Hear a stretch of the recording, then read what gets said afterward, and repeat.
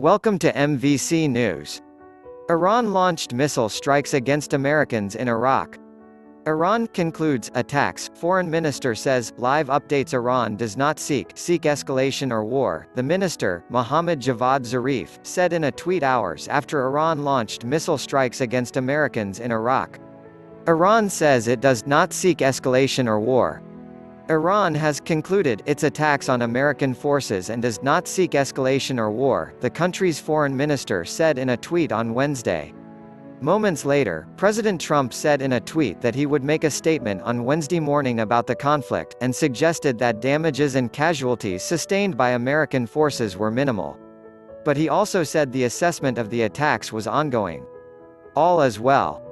Missiles launched from Iran at two military bases located in Iraq. Assessment of casualties and damages taking place now. So far, so good. We have the most powerful and well-equipped military anywhere in the world, by far. I will be making a statement tomorrow morning. Foreign Minister Mohammad Javad Zarif's tweet followed two missile attacks on bases in Iraq housing American forces in response to the killing of Maj. General Qasem Soleimani, a leader of the Islamic Revolutionary Guards Corps. Iran took and concluded proportionate measures in self-defense under Article 51 of UN Charter targeting base from which cowardly armed attack against our citizens and senior officials were launched. Mr. Zarif said, "We do not seek escalation or war, but will defend ourselves against any aggression," he added. Tensions between the United States and Iran came to a head in recent weeks when an American military contractor was killed. Iranian-backed militias stormed the United States Embassy compound in Baghdad on New Year's Eve and General Soleimani was killed in an American drone strike last Friday. Iran swore vengeance for the general's death, leading to concerns of full-scale war in the region.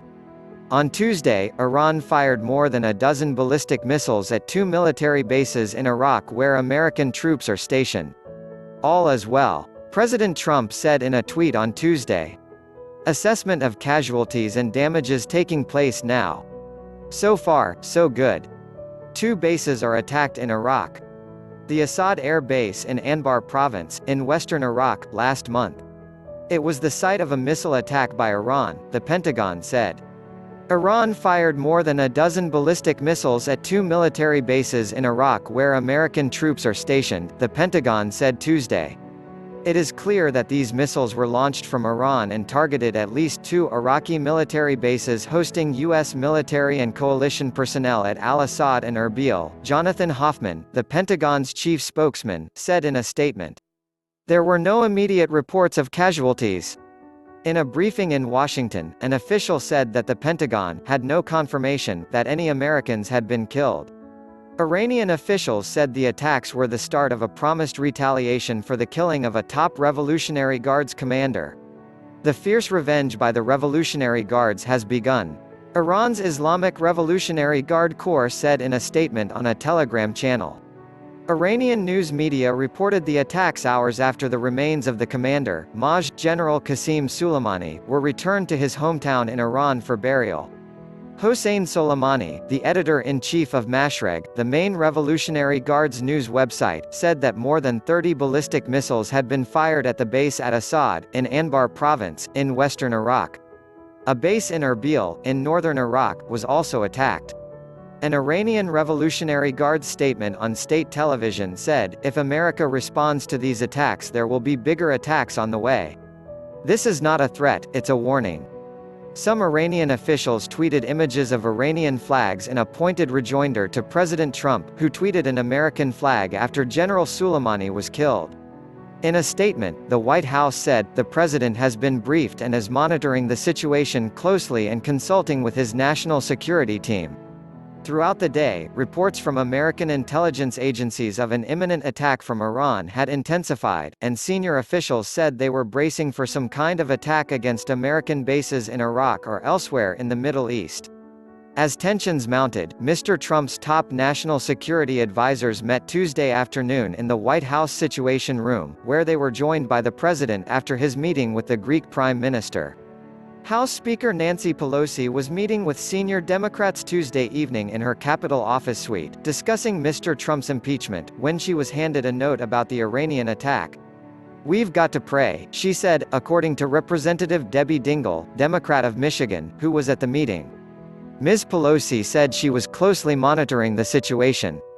"We must ensure the safety of our service members, including ending needless provocations from the administration and demanding that Iran cease its violence," she said in a tweet. "America and world cannot afford war." Drew Hamill, Ms. Pelosi's spokesman, said she returned a call shortly thereafter from Vice President Mike Pence, who briefed her on the strikes. Mr. Pence also briefed Senator Chuck Schumer of New York, the Democratic leader. In December 2018, Mr. Trump visited American military forces at Al-Assad. It was his first trip to troops stationed in a combat zone. The base at Assad is an Iraqi base that has long been a hub for American military operations in western Iraq. Danish troops have also been stationed there in recent years. In 2017, as the American-led coalition built up the base for its campaign against the Islamic State, roughly 500 American military and civilian personnel were located there. Some troops departed after the defeat of the Islamic State's so-called caliphate in 2019, but the base maintains a robust presence of coalition troops. The American base in Erbil has been a special operations hub, home to hundreds of troops, logistics personnel, and intelligence specialists. Transport aircraft, gunships, and reconnaissance planes have used the airport as an anchor point for operations in both northern Iraq and deep into Syria. Oil prices soar on news of attacks. Oil prices jumped and markets slumped in Asia early on Wednesday, as investors tried to parse reports of missile attacks on military bases in Iraq where American troops are stationed. Prices for Brent crude, the international oil benchmark, jumped above $70 a barrel in futures markets, a nearly 4% rise from Tuesday. West Texas Intermediate, the American oil price benchmark, jumped more than 3% to about $65 a barrel. Stock markets also dropped sharply. Shares in Japan opened 2.4% lower, while markets in Hong Kong and South Korea fell more than 1% on their opening. Investors were also predicting a tough day on Wall Street. Futures contracts representing bets on the American stock market indicated a drop of more than 1% in New York's morning. He was clearly on the battlefield. Defense Secretary Mark T. Esper said Tuesday that General Soleimani had been planning attacks to occur within days, laying out the administration's legal justification for killing the Iranian commander in a drone strike. American officials have been pressed over their claims that they targeted General Soleimani to forestall imminent attacks against U.S. interests. At a Pentagon news conference Tuesday, Mr. Esper was asked whether attacks had been expected in days or weeks. "I think it's more fair to say days," the defense secretary said. He declined to offer more details, nor to describe the intelligence underpinning that assessment. Mr. Esper said General Soleimani, who was killed Friday in Iraq, was in Baghdad to coordinate additional attacks. "He's been conducting terrorist activities against us and our coalition partners for over 20 years, Mr. Esper said. "He has the blood of hundreds of Americans, soldiers, on his hands and wounded thousands more. And then we could talk about all of the mayhem he's caused against the Syrian people, the people of Lebanon. Even his own people in Iran." He added, "To somehow suggest that he wasn't a legitimate target, I think, is fanciful. He was clearly on the battlefield." Mr. Esper also said that despite an unsigned draft letter from the American military command in Baghdad on troop withdrawal and a unanimous vote by the Iraqi parliament, the United States does not plan to pull its troops out of Iraq right now. The Pentagon has made preparations in anticipation of Iranian retaliation, Mr. Esper said, and American troops in the Middle East are on a heightened state of alert. "I think we should expect that they will retaliate in some way, shape or form." Mr. Esper told a news conference at the Pentagon.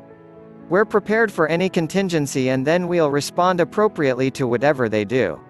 President Trump walked back his threat to strike Iranian cultural targets.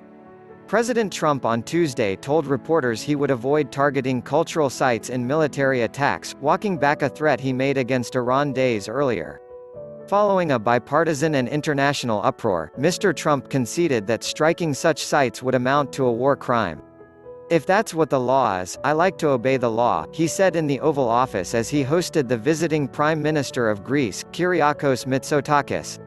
His remarks to reporters came a day after Mark T. Esper, the Secretary of Defense, said striking Iranian cultural sites with no military value would be a war crime. That appeared to put him at odds with his boss. "We will follow the laws of armed conflict," the defense secretary said at a news briefing at the Pentagon on Monday when asked if cultural sites would be targeted. On Saturday, Mr. Trump declared that the United States had identified 52 potential targets in Iran, some important to Iran and the Iranian culture. None of them qualified as cultural sites, according to an administration official who asked not to be identified. But the president's threats and his initial refusal to back down in the face of criticism generated condemnation at home and abroad while deeply discomfiting American military leaders. Some NATO troops are leaving Iraq. NATO is removing some of the trainers who have been working with Iraqi soldiers battling the Islamic State, in the wake of the American killing of MAJ General Qasem Soleimani. On Monday, the NATO Secretary-General, Jens Stoltenberg, announced that training had been temporarily suspended. Describing security of NATO personnel, the organization said in a statement that it would be taking precautions, including the temporary repositioning of some personnel to different locations both inside and outside Iraq. NATO maintains a presence in Iraq and remains committed to fighting international terrorism, an official said, but refused to provide operational details about troop movements. NATO has had roughly 500 soldiers doing the training. Some NATO countries, like Canada, Germany and Croatia, have announced that they are moving troops out of Iraq altogether, at least temporarily, because of security concerns. Canada is temporarily moving to Kuwait some of its 500 military personnel based in Iraq, the country's top military official, General Jonathan Vance, said in a letter posted on Twitter on Tuesday.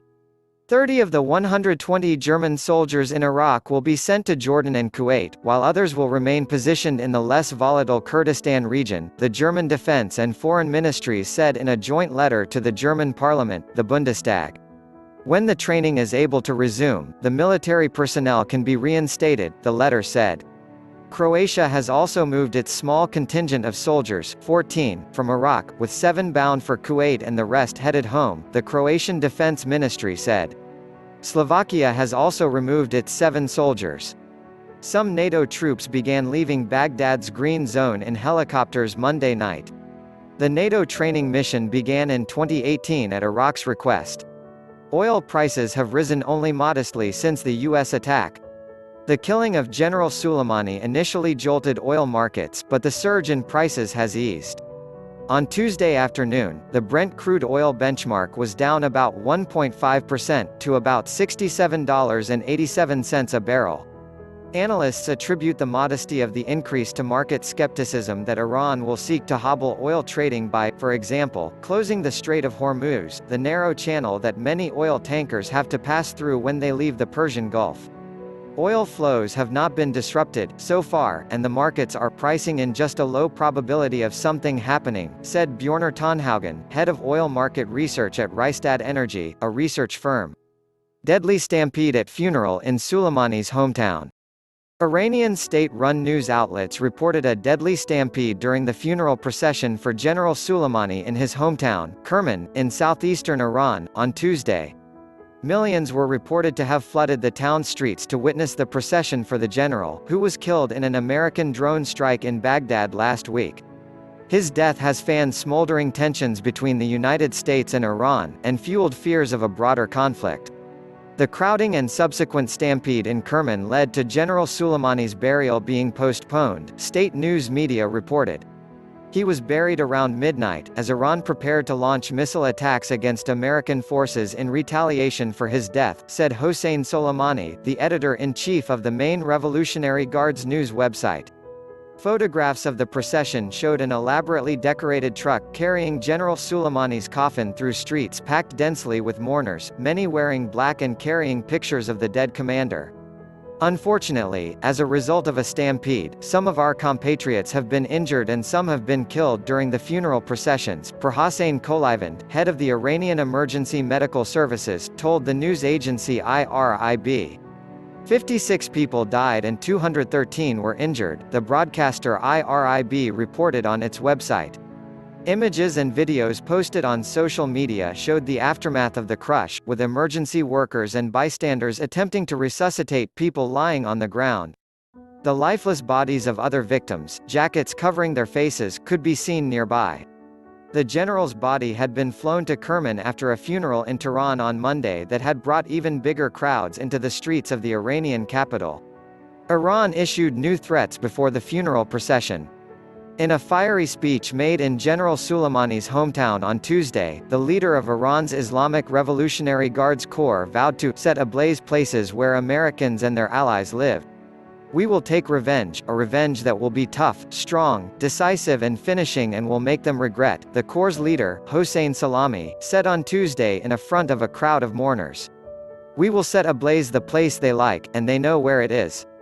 Today, the seeds of hatred for the U.S. have been sown in the hearts of Muslims, he added, according to Fars, an Iranian news agency associated with the Revolutionary Guards.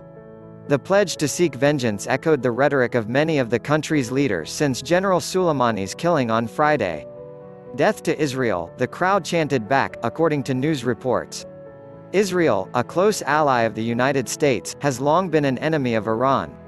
Thousands of mourners, dressed in black and carrying photos of General Soleimani, crowded the central square of Kerman, where the general's body was taken for burial after a funeral procession on Monday in Tehran, the capital. Before arriving in Kerman, the general's remains were taken to the holy city of Qom, where thousands of residents came out, hoping for a chance to touch the coffin of a man the state has declared a martyr. On Monday, Ayatollah Ali Khamenei wept and offered prayers over General Soleimani's coffin at the enormous state funeral. The Ayatollah, Iran's supreme leader, had a close relationship with the general, who was widely considered to be the country's second most powerful man. General Soleimani's successor swore revenge during Monday's ceremony. "God the Almighty has promised to get his revenge, and God is the main avenger," said Esmail Ghani, the Iranian general who will succeed General Soleimani as head of the Quds Force, the foreign expeditionary arm of the Revolutionary Guards. "Certainly, actions will be taken," he added. As the world focused on Iran, Putin took a bow in Syria. With the American role in the Middle East in flux, President Vladimir V Putin of Russia flew to Damascus, Syria, on Tuesday for a victory lap of sorts.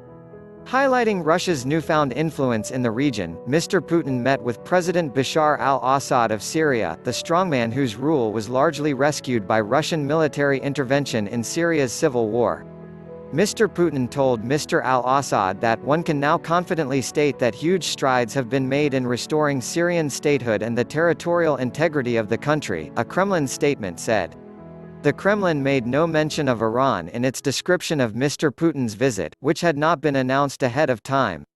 But Tehran was a crucial partner of Moscow in propping up Mr. al-Assad against Syrian rebels, including those backed by the United States. Russia has called the killing of Maj. General Qasem Soleimani of Iran illegal and expressed condolences to Tehran. On Wednesday, Mr. Putin is scheduled to meet with President Recep Tayyip Erdogan of Turkey in Istanbul, with Syria and Libya on the agenda, according to the Kremlin. France's president urged calm in a call with his Iranian counterpart. President Emmanuel Macron of France spoke with the president of Iran, Hassan Rouhani, by phone on Tuesday afternoon to plead for calm and de-escalation. Mr. Macron called on Iran to refrain from any step that might aggravate the escalation already underway, according to a statement from the Élysée Palace, the seat of the French presidency.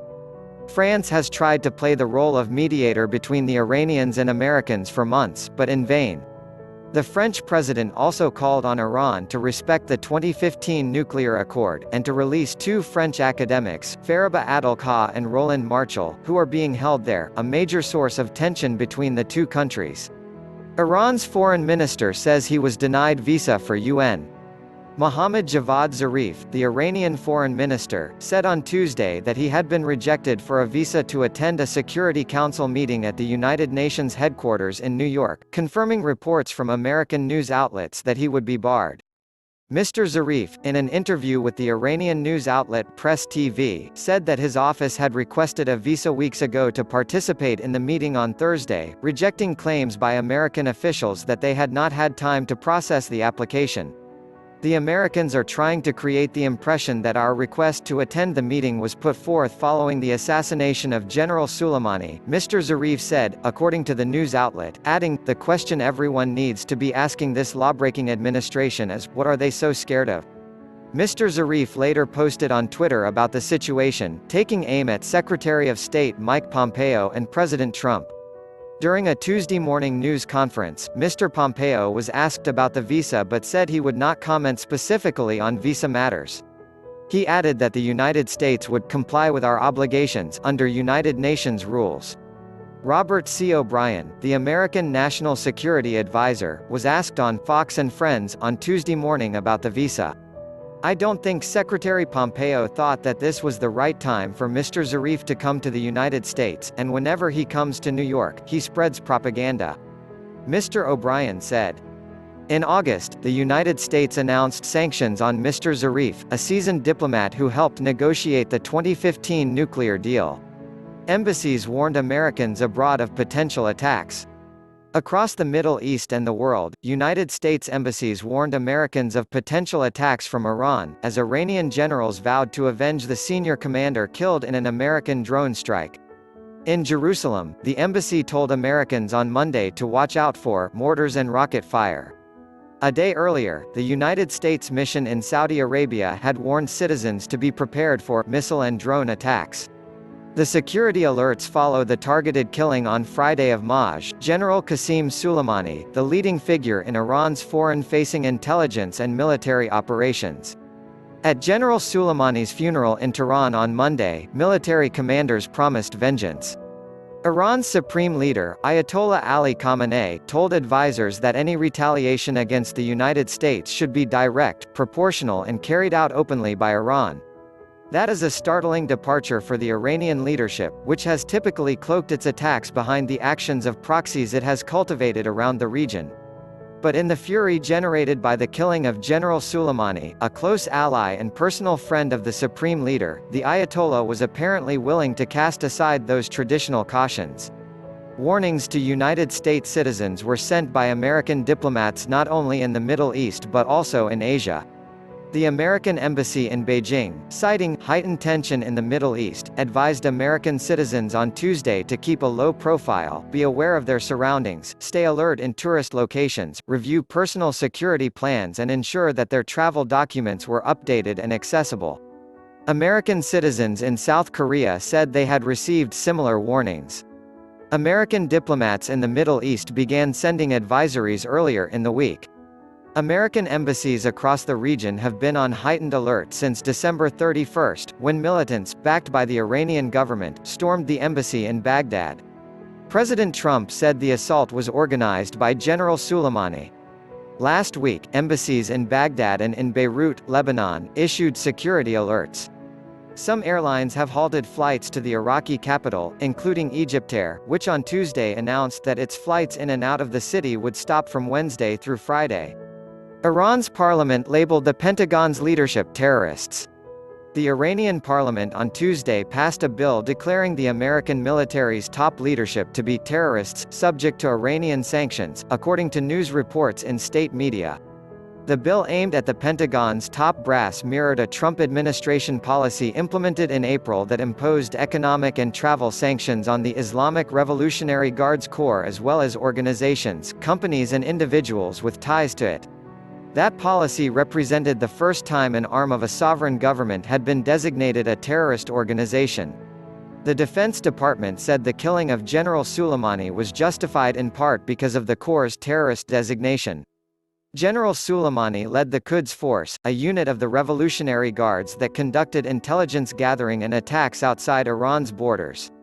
The Defense Department mistakenly released a letter authorizing troop withdrawal from Iraq. An official letter from the Defense Department informing Iraq that American troops were repositioning forces for movement out of Iraq produced headlines around the world saying that an American withdrawal had begun. But the letter, drafted by the United States Military Command in Baghdad, was sent out by mistake.